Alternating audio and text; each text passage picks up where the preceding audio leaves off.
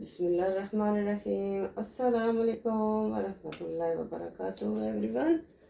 कैसे हैं आप? मैं उम्मीद करती हूँ कि अल्लाह ताला के फजल व करम से आप सब ठीक होंगे और अल्लाह ताला हमेशा आपको अपने ज़ुबान में रखे, आप खुश रहें हमेशा। और मैं भी अल्लाह ताला के फजल व करम से बिल्कुल ठीक ठाक हूँ।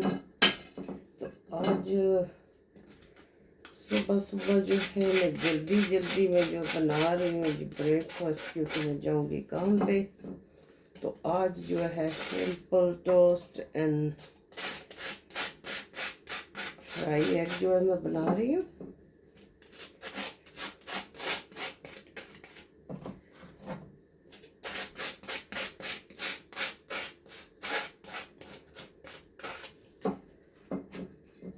ये टोस्ट तो रेडी हो गया, तो अब जो है बना लेते हैं जी fry egg.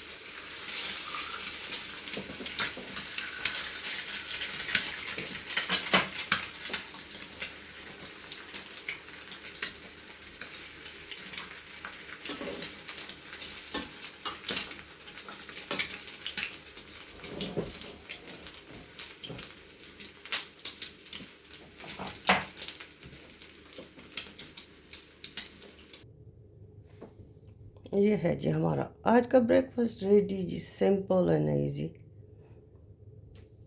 I hope you like it. If you like it, please subscribe my channel, like and share. Thank you very much. Allah Hafiz. Bye bye.